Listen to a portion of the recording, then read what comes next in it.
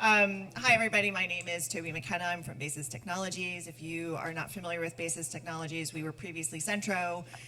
Basis Technologies basically has a platform that allows you to do media buying, planning, strategy in a much simpler fashion. So we all know how complicated it can be. So we can either do it for you, or you can license our platform and we can teach you how to use it. But it's a much simpler way in a complicated world.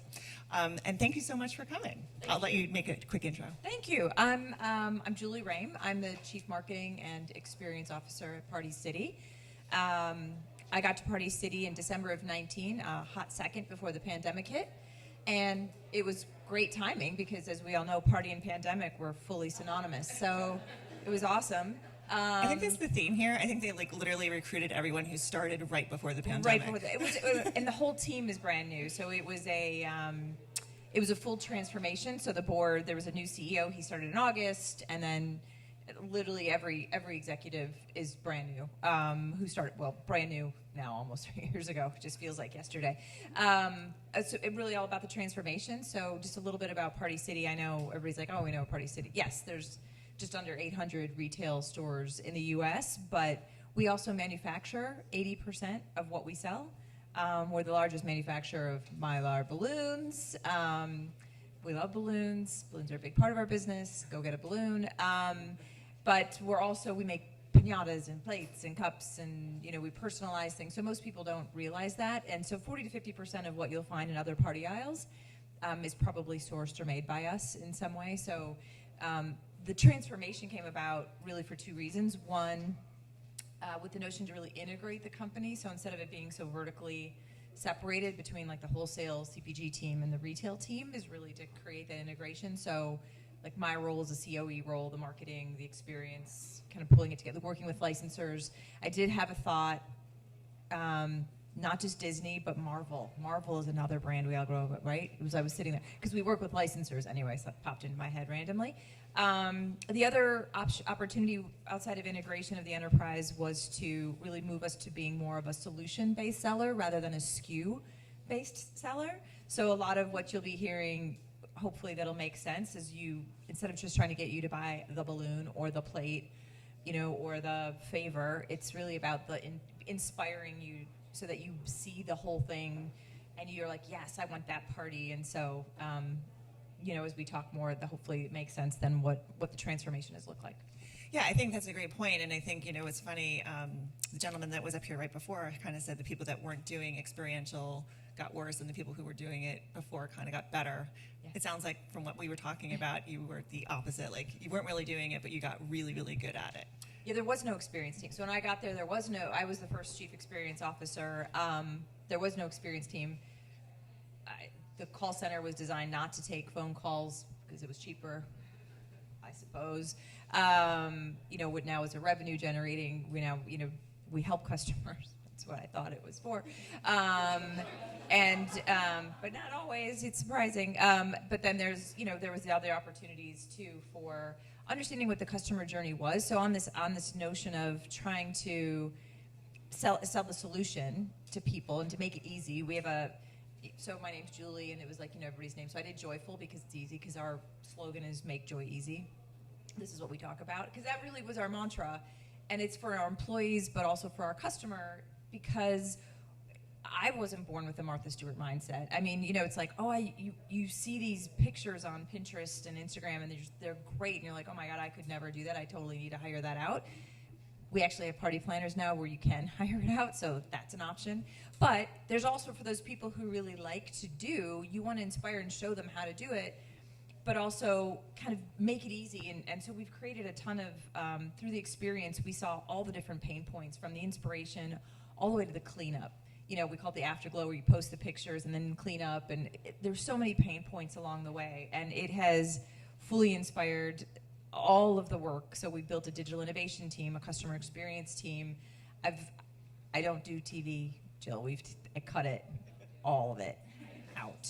So we do nothing but digital. So the whole world was shocked. But it's, for us, people are inspired really by what they see in their social feeds. So we do a lot in social. We built an influencer team. We built a creator team. So a very similar story to you on that one. And then we're building digital innovation. So I have this digital innovation team is really there to help figure out a way, again, to make joy easy. So the e-commerce team also reports to me. I've got a lot of the hodgepodges. I got a lot of stuff, right? But the e-commerce team, and what we wanted to do was make e-commerce really a driver of getting people to store. So, it was 80%. Look, at the pandemic, as you were talking about, we leaned into transformation over the pandemic, even though the party wasn't like the optimal time for parties, but people really needed it. So there was no, we had no curbside, we had no delivery, and so we created curbside and we created delivery. And the way we created delivery, my background, I would never bore you with my full background, but a lot of automotive, Ford, Chrysler, I did Walmart, I did Apple, like I lots SAP, lots of all over the place. But in my auto world, you have a lot of networks. So I knew the Hertz people. The woman at the time was CEO of Hertz and called and said, hey, I bet you're not renting a lot of cars to people over the pandemic. And we would love to have some of your minivans, because if anybody who's ever gotten balloons for their family and try to jam those in your car. Okay, right? Pain point. So delivery of balloons, big deal, but a minivan is super helpful in that respect. So we got them, I made a phone call, could you help us out? From that phone call to the first delivery was 8 days. Full on manual, not sexy. Our customer wasn't getting the good communication of like, it's on its way. I mean, it was super down and dirty and scrappy. Now, of course, we've got full on last mile providers and the world has rapidly moved that way. But that was just part of where's the biggest pain point in the journey? How do we help our customer most? That was a big pain point. So we just did what it took. And that was like the impetus there. Since then, we've created, thinking about balloons. So anybody who's had to create like a balloon bouquet, for me, it's paralyzing. It's paralyzing. I'm like, I don't know. And if you ever went into our legacy stores, so part of our transformation is we're also transforming our stores. So we're about a quarter of the way through our stores. So some of you in some places might see a new store where the sight lines are down at like 5 feet and there's a big round circular balloon counter in the middle and it's very theatrical, versus the legacy stores, which are stack it high and watch it fly, phenomenon theory. Those will be changing, coming soon. But the idea is that in the legacy stores, you saw the walls, these black walls behind the checkout counters with flat, uninflated, deflated balloons, and that was, you're like, okay, I want number 43, and then I think I need 62. Like, it's mentally, it's not easy, put it that way. And then you see it blown up, and you're like, okay, I guess so. What we wanted to do is lean into the metaverse a little, so we leaned into gamification, into AR, and we created a tool called Balloon Builder. So you basically see a black and white room. You can pick an indoor and outdoor room, and then you pick, like, okay, I want birthday, and my daughter wants unicorn. Okay, great. So then we start with a focus balloon, and you see like a grayed out bouquet, and then you see the center balloon is in color, and you've got a carousel of balloons underneath it, of focus balloons, and you can choose, and then it replaces it, so you see it, and you're like, okay, now go to the flare balloons. Okay, and so like, oh, I want a star, I want a big orb, or whatever, and you see a whole array of them, and you can click how many of which one you want, and the color, and it populates it, so you see what it's looking like, and through the latex, and then the weight. Do you want candy on the weight? Do you want a stuffed animal on the weight? Whatever it is, and so now you can visualize it and see it, and it's now fast, because with one click you put it in your cart.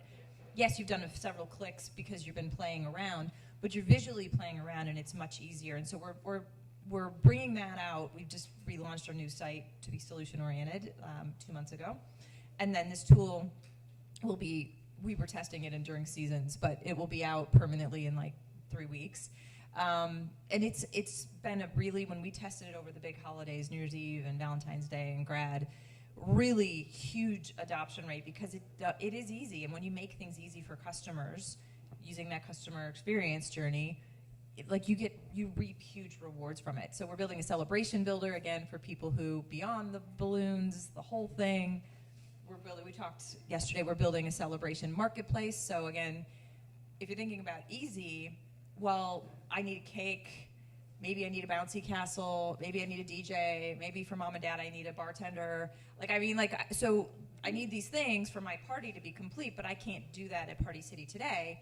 So we're building a celebrations marketplace. So we've just partnered with the provider so that it'll be, we'll vary it by market. So Vegas, the types of providers that we'll have there might be very different than, say, Kansas City, just because there's bigger events, larger events where you might need more AV equipment, for instance, and providers like that in Vegas versus Kansas City. So the celebrations marketplace will attach. So now you really can do end to end and get it all done in one-stop shop. So just a little bit more, and I think that just gives you a sense of the journey and how it's informed everything we've done in the last 2.5 years. And there's like so much to unpack there. I have so many questions, but I know we have limited time. One is, I will say, I have had a bouncy castle and a bar at the same party, and it's super fun. It's super fun.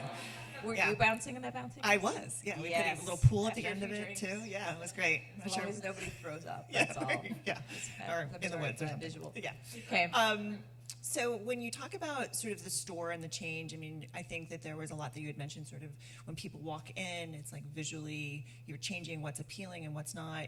And then, having those tools, right? So it's like you walk in and you're like, I want to create that, but I'm not sure how to create that. Right. And then you've got all these tools. What other tools are you offering, and how's that going for you? Are people using them? Like, how are you getting the message out? How do people know about them? Yeah, so it's, I think we have more ideas than we have money to let people know about. So I will tell you, and that's all on me, right? But there's a little bit of using the influencers and using the creators to help to put that message out there and to show what they've been able to create. For me, that feels like the most authentic way to try to get people to see the tool and the value of the tools. And the tools are free, so there's nothing, I mean, it's really there to truly make it easier. Yes, by the way, the AOV goes up, your basket size goes up, so I do want them to use it because that does help us in the long run. But I think it also helps the customer because they can do it in one stop. They don't have to keep coming back. I mean, anybody who's had to throw a party is like, oh, I forgot this, and some of it's just the difficulty in visualizing it, right? And so if you can have these tools, you can kind of get through a checklist even beyond what you thought or what you had remembered. Like, oh, I need candy. Oh, I need little favor bags to send the kids away with or whatever. So in the stores, we are now working on what does the digital integration look like. So we've just hired an integration manager whose job is about putting digital in the stores themselves. So these tools, yes, but also when we have the marketplace, when that's live, how do we bring that to life in a store? And I'll tell you what, it's really challenging. The marketplace, you guys are all familiar, like Amazon is like the ultimate marketplace. Got it, right? But there's other marketplaces out there. The Target has a marketplace. DoorDash has a marketplace. Like everybody has a marketplace. What's different and unique, and also the challenge for us, it's exciting because it's a little bit cutting edge. Not that marketplaces are new, but it's very service oriented, our marketplace. And it's, when you're thinking about like coming into a store, like when you come into a Party City, how do I get people to understand what the marketplace is? So I can have a screen, yes, and try to help them. But what we're talking about is how do you bring it to life? Do I bring like the stores aren't all big enough to bring a bouncy castle and stack in the middle, but we may do a bartender every once in a while.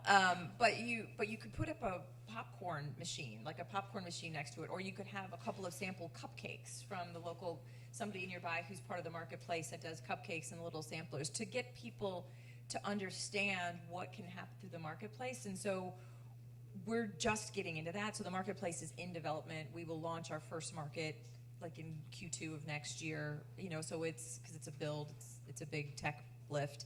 So we will be learning how to, digitally it's easier, how to make it come to life in a physical environment is what we're working on. So I can't tell you how that'll go, but I can tell you I wish there were other places. I was just talking to Ted Rubin, a friend of mine in the back. We were talking about Warby Parker. They're a great company who started off, digitally trying to bring that experience to life. We're starting as a legacy trying to bring digital in. That's a challenge. That's a very different thing than starting as a digital, like an Apple, setting up brick and mortar after the fact. Very, very different. It is overwhelming to plan a party. I mean, there are so many different things to think about too. I mean, it's the decorations, it's the cake, it's the DJ, and it's great that it's like now you're creating this one-stop shop, and it's like, okay, what did I forget? And you guys have that ability to do that. And from what I understand, it's APIs, and you really like understanding what the networks are going to be in terms of. And I think also you had mentioned most of what you do is your own supply. Have you run into supply chain issues? I mean, that seems to be the big problem after Oh my COVID. God. Okay, so I hope everybody shops Halloween with us. That's our big season, not Christmas, Halloween. Everybody please shop us for Halloween. We have so much Halloween stuff because last year nobody had anything for Halloween. And like everybody wanted Halloween and nobody had anything for Halloween. So we ordered more and we ordered it earlier and it all showed up at the same time. So now we have a lot. So yeah, it's like the ebb and flow of the supply chain, crazy situation that we've been all living in. So yes, we've had our fair share of, starve and like Feast or feasting, famine, and yeah. then the economy slowed down, and then you're like, oh my God. So it's a balancing act, and people's needs have changed. So what's so unusual? It's really last year we couldn't keep balloons. We were short on balloons, and we own the plant. Like, we couldn't get enough material to make the balloons. We were jamming on balloons. People wanted balloons for everything. And it made a little more sense because we were kind of in 21 in a kind of a pandemic-y thing, and so people were doing a lot more parties at home still. And so it made more sense. Balloons are a great way to signify party. So birthdays were all it. This year, birthdays have slowed down pretty significantly, and seasons are way up.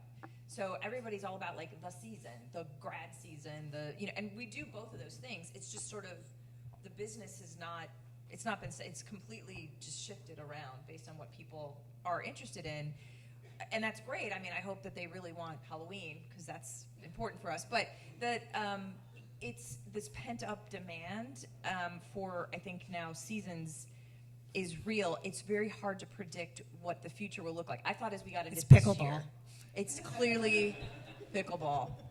I'm not sure if we could do a pickleball. I'm thinking about it in my marketplace. Could we do pick up pickleball as a thing in a party? Okay, we will talk after. Yeah, I just got invited to a cornhole party. Oh, those are so great. We sell cornhole. That's a big part. Summer games are big. See, that's super awesome. Yeah. Summer games. So you mentioned that you've gone 100% digital in your marketing. Yes. Can you share a little bit more about what does that look like? How are your KPIs? How's it working? Yeah. Yes. So before I got there was a lot of TV. And at the end of the day, TV is expensive. Our customer, they will like historically, and this is what we're trying to change, would shop as birthday and Halloween. That was kind of it, right? What we're trying to get them to see us as an everyday, which is why it's like, how can you make, the backyard barbecue? How can you think about us for graduate? How do we get in the mindset? TV wasn't necessarily the best way to do that, nor was it efficient for us to be able to do that. It also is really limiting. Again, this authenticity kind of theme that we've heard from Jill before, I very much think that that's so critical in the celebration space because, to be fair, like most people could, I'm doing everything I can not to swear because I swear like a sailor, so I'm so sorry, could not care less what I think about what a party should look like. They really care what Kim Kardashian, like there's the, oh God, Harry Styles, right? So Harry's like big news.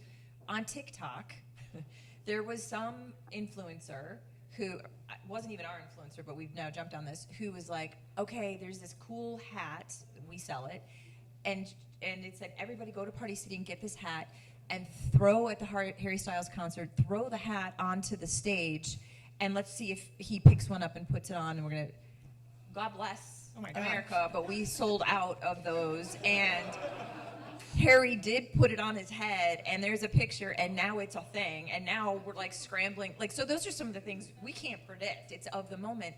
But that's why TV is not where is the best use of our money. It is in the social platform. So we've done some media mix modeling work. We work with Dentsu and their M1 platform, so kind of really high tech, and what is it that we should be doing? And lo and behold, it's not terribly surprising, push more into social media for us, because that's where people are inspired. They're flipping through Pinterest, Instagram, Snapchats, but like this is where they're seeing, we covet what we see every day. That's what they're seeing, and they're much more influenced by influencers in those spheres than they are by a corporate message on a TV screen. Yeah, So that totally makes sense. So yes, it has been working much better for us. And we'll get to the Halloween costume, but I think that's I do have the hat. I brought my top Halloween costumes. That's why I brought this up. Just so if you want to be cool this year, I'll pick Yeah. it. Well, that's Right. going to be hard for me. Right. We all can only try. So when you talk about social, you talk about influencers. Are you a media mix modeling? Like, what other are you using? Programmatic? Are you using like sponsorships? Are you using, and within social media, even like, is it TikTok? Is it Pinterest? Is it Instagram? Is it? Yes. Okay. So Check. we do programmatic. We do search. I'm not a big fan of sponsorship, but we're big on partnerships. Okay. So like for Halloween, for instance, there's this platform called Scary Mommy.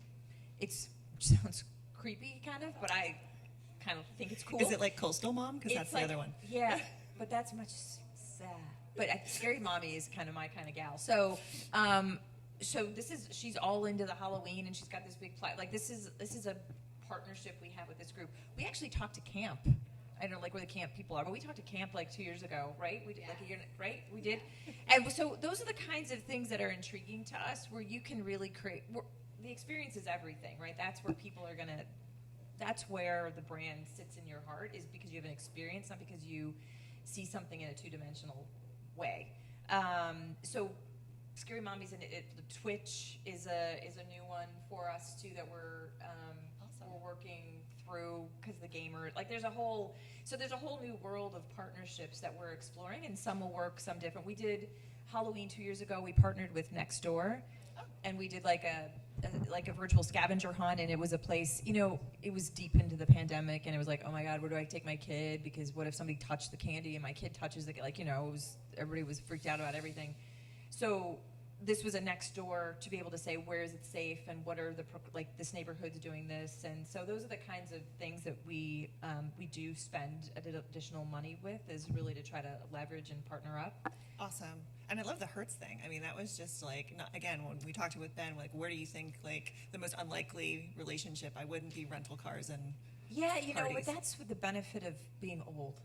I have been around a long time in a lot of different industries, and it's like, what do we need to deliver? I mean, this is really thinking about your network is really important beyond just what your agencies. I mean, all of you, this is why these events are so great, because you can really network and partner and be like, I'm just going to call this person. I wonder what they're doing, and I wonder if there's something we could try together. And that's the best kind of way to get things going. It doesn't have to be expensive. It can be quid pro quo. I mean, that's really where I like to lean in, versus it's just a pay to play. Yeah, it's a great point. Quid pro quo. And for brands who are both just trying to do good, then just work together and fruits will come. Awesome. So I know that we're almost out of time, so we'll ask the question to the audience. Yeah. Let's do this. Yeah. We were Okay. partnership. I have top 10 adult and children's costumes. Does anyone want to venture a guess on what? Pick one in any that's on the list. Top 10 predicted or predicted? Okay. Mario. Which one? Mario. Mario Brothers. If we can. Yes, for kids. It isn't, but it will do well. It's not on my list, but it will do well. It will, because we do sell out a lot of those. So yes, Spider-Man is on there. Spider-Man's always big. Well, maybe for you. That's good for you. I mean, that's fine. Yeah, good on you. Yeah, it's good on you for being Spidey. Batman is on there for adults, though. Maybe you could be the Bat. I would say Paw Patrol for kids. Paw Patrol. So it's not on here. It was big last year. We'll see if it comes back. What's that one? Bluey? I don't know. No, that's not on here. So Minions is on here. Minions is on here. What was the other big kids movie? Sing was, but it was Encanto. It's Bruno. Encanto. Huge. All right, adults though. Let's go. Yes. I'm Harry Styles. The hat. Harry Styles is not on here, but he probably should be, given what's just happened. That's why you can't just go out the door with every day. So, which one? Jack Sparrow. So I'm gonna. It's posh pirate and shipwrecked pirate costume is on the list. I'm gonna give you that with Jack Sparrow. The other was like Top Gun. Top Gun song. Yes, right. See, that's good. So Jurassic World, inflatable costume and sound. So there's like you put it in and like there's an air and it's like battery and it blows up. So it's air and it's got sound. I recommend that one. That's for adults, by the way, too. Anyway, that's probably pretty good. Yes, Maribel, by the way, Encanto Maribel costume is like a top one is expected. So we'll see. Zombies 3 also is on there. Adults, Stranger Things. Yeah. Adult Michael Myers. Michael Myers is every single year he does well. The Batman, Harry Potter every year, doesn't matter, and like they keep coming up with new Harry Potter like spin-offs too. I'm surprised that wasn't on here, but we'll see what happens. Is the new House of Dragon, the follow-up for the those do pretty well too. Big are also family costumes. Family costumes have become really big. Like the Incredibles family, we always do well in family costumes, so that's a big theme. Anyway, we could go on and on. If anybody wants to... We all have a story of like a great costume that we did in high school or college or whatever. It's good when you can hear them all talking about their costumes, right? So, Yes. Go get a costume. at Party City, right? Don't be like, come on now, give the girl that. Okay. And buy them early because you can run out. And often. Yeah. Do we want to take questions or? That was good. Okay. Thank you so much. Thank you.